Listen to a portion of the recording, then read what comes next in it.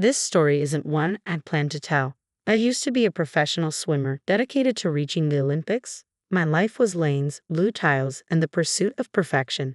Then it all slipped away. An injury destroyed my shoulder, and my life drifted like a capsized boat. With my career sunken, I grasped at any job that kept me close to the water.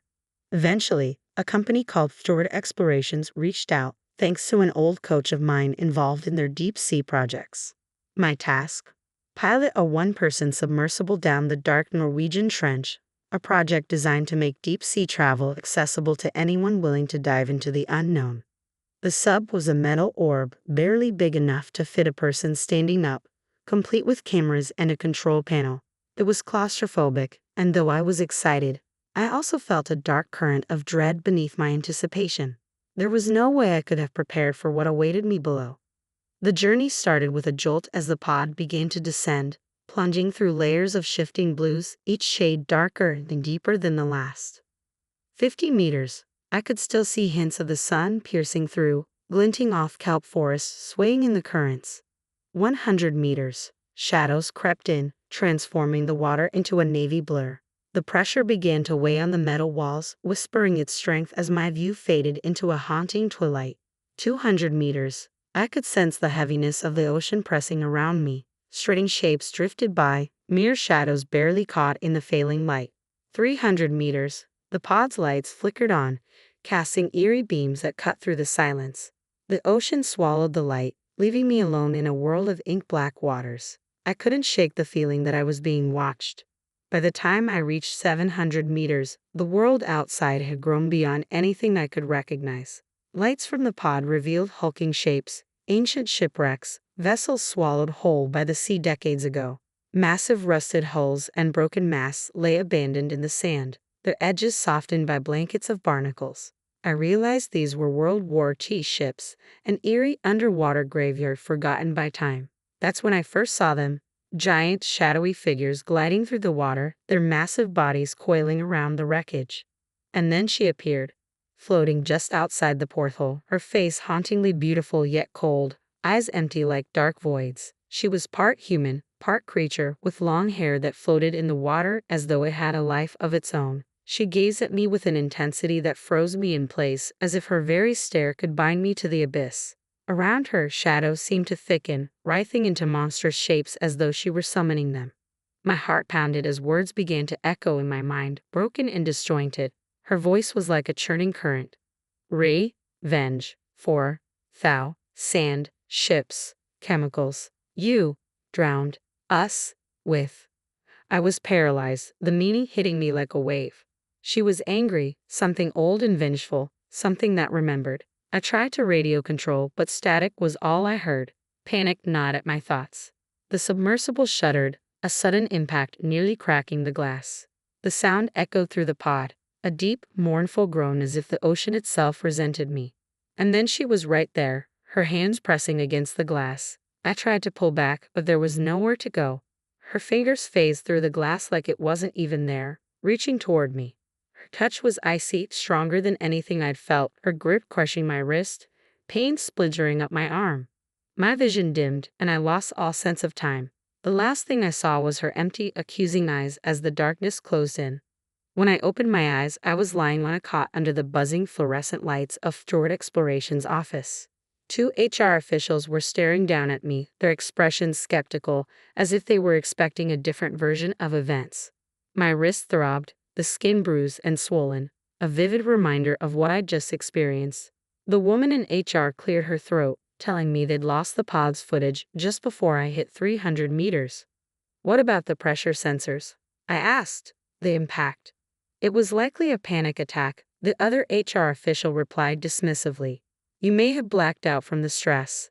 I glanced at my bruised wrist. There was no use in trying to convince them. I was sent home for recovery. But I couldn't stop wondering about what I'd seen. I spent my first few days off poring over online archives and government documents. I learned that, during World War II, Allied forces had sunk dozens of chemical-laden ships in the Norwegian Trench, fearing the weapons would be captured. and since then, the trench had been linked with strange sightings, ships and submarines reporting ghostly shapes, impossible creatures lurking in the deep. I believe that creature I saw, the woman, or whatever she was trying to warn me, maybe even warn the world. She wasn't just vengeful. She was waiting. Every night since, I've watched the fjord from my window, its waters as calm and endless as always. But I know now that beneath that quiet surface lies something ancient, something angry, something that won't rest until her revenge is complete. And I'm determined to find out just how deep that fury goes. Days turned into weeks, and the image of that haunting face floating outside the pod was seared into my mind. No matter what I did, the feeling that she was still watching me wouldn't let me go. Short explorations had written the incident off as a technical malfunction paired with a stress-induced episode, and that was the official story. But I knew better. The bruises on my wrists had faded, but the memory was raw as ever. I wasn't crazy. Something was down there. I spent hours reading reports, old articles, and personal accounts from sailors who'd braved the Norwegian trench. The same words kept appearing: revenge, cursed waters, lost souls. The local legends called her Half-Soy, the Eye of the Sea. According to folklore, she was a guardian, an ancient spirit watching over the drowned souls, punishing those who disturbed the waters where her people once thrived. Then one night, I received an email from a strange address. The subject line read, "I know what you saw. Come back." Inside was a message, short and cryptic. "We've both seen her, Maria. I know where she's waiting. Meet me by the docks tomorrow at midnight if you want answers." There was no name, no number, just instructions. I should have been terrified, maybe even reported it, but deep down, I felt a pull. I had to know more. The next night, I found myself standing on the pier, icy winds cutting through my jacket. My gut churned as I scanned the dark horizon, wondering if I was about to meet someone who knew what I'd experienced, or if I was just inviting more madness. A figure emerged from the shadows, a man in his 50s with a rugged look, his face weathered like he'd spent most of his life at sea. He introduced himself as Lars. Without any pleasantries, he got straight to the point. "She's real?" he said, his voice gravelly. "The Half-Soy. I've seen her too. I've watched men vanish without a trace, ships torn apart by something that defies logic." Lars handed me a folder of handwritten notes and old photographs. They showed ships taken down by inexplicable forces, blurry underwater images of strange shadows, some eerily resembling the massive shapes I'd seen in the trench. "They were like you, divers, explorers, but none of them made it back," he said, his voice quiet. "Except me, and now you." He explained that the chemical-filled vessels we sank decades ago poisoned her waters, killing countless sea creatures and corrupting her home. "The waters remember," he said. "She remembers. She won't rest until the debt is paid." Lars had a plan, though. There was a theory, he told me, passed down through generations of seafarers. If someone were to go down into the depths again, alone, and make a pact, an offering of penance, it might satisfy her vengeance, at least for a while. But it would require a sacrifice, and the risks were unspeakable. I knew immediately that I had to be the one to go back. 3 days later, Lars and I were preparing for the descent. We'd modified an old submersible, one without all the experimental equipment, just sturdy enough to handle the pressure. As we worked in silence, Lars finally spoke. "She won't make it easy for you, Maria," he warned, his eyes heavy. "Once she knows you're there, she'll try to take you." With a final nod, I climbed into the submersible, heart pounding, knowing this was my last chance for answers. The hatch sealed, and Lars' voice crackled through the speakers. "Good luck, Maria." The descent began. This time, I felt prepared, but as the meters ticked down, a cold dread wrapped around me, tighter and tighter. By the time I reached 500 meters, the lights from above had vanished, leaving me in total darkness once again. My breaths came shallow, memories of my last dive flooding back as I watched the gauges and lights flicker. Then, at 700 meters, the familiar shapes of the ghostly wrecks appeared, and I knew she was close. As I floated among the twisted steel and drifting shadows, my pod began to tremble, the pressure building, as if something massive was circling around me. And there she was. She appeared, hovering just outside the porthole, her face expressionless, eyes locked on mine, more powerful and otherworldly than I remembered. Her lips parted, and the chilling voice echoed once more in my head. "Your world poisons us. You disturb our rest." Only balance will ease the anger of the deep. I gripped the controls, my hands shaking. Tell me how to make it right, I whispered, praying she'd understand. Her hand pressed against the glass, her eyes filled with an ancient sorrow. Then she spoke words that chilled me to my core. An offering willingly given, a life bound to the sea. Only then will the waters find peace. My heart stopped. I knew what she was asking. A life, my life, was her price. But the fear was eclipsed by a strange calm. If I could bring peace to these waters, stop whatever haunting vengeance plagued this trench, maybe I could finally give my own life meaning again. Take it, I whispered, my voice barely audible. If it's my life you need, take it. For a moment, everything was still. Then, her face softened, and she nodded, a ghostly hand reaching through the glass, cold and sharp as ice, pressing against my chest. A feeling of weightlessness washed over me, as if my soul was drifting from my body, sinking down into the depths. My vision blurred, and I surrendered to the pull of the sea. When I awoke, I was on a small, rocky shore, the faint sound of waves lapping against the stones. Lars was there, standing over me, looking as stunned as I felt. I thought, he started, shaking his head. I thought you were gone for sure. I sat up, feeling dazed, my body aching as though it had been crushed. But something was different. The air felt lighter, the shadows over the fjord softer, as if a weight had lifted. We exchanged a look, an unspoken understanding passing between us. Back in the city, life went on as usual, but the fjord remained quiet, undisturbed. Ships passed over the trench without incident, and the waters seemed to have regained a strange calm. Lars and I kept our story to ourselves, bound by a promise to never disturb the depths again.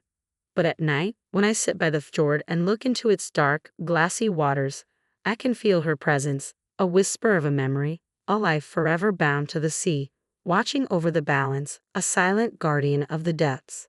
And though my story remains untold, I know that every wave, every ripple, carries a part of her warning, a reminder that the ocean remembers.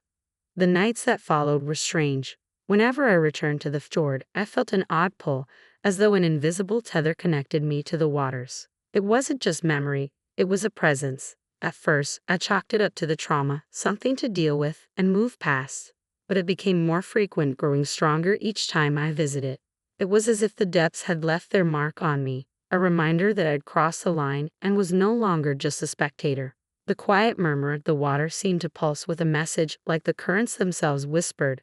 I couldn't shake the feeling that my life was no longer fully my own, that a part of me now belonged to the fjord. One morning, as I woke with the salt smell thick in the air, I found a tiny shell by my bed, the kind that only exists far beneath the surface. Each day after, similar remnants appeared, a tangle of seaweed, sand particles, small stones damp with water. I couldn't tell if I was losing my grip on reality or if this was something more. Every piece felt like a breadcrumb leading me back to the fjord, as if the sea itself was calling me. Unable to resist any longer, I found myself standing on the pier again, the dark expanse of water stretching endlessly before me. There was a small boat docked nearby, an old fishing vessel, bobbing slightly in the stillness. The same chill ran through me, the unmistakable feeling that this was where I was meant to be. Lars appeared at my side, startling me out of my trance.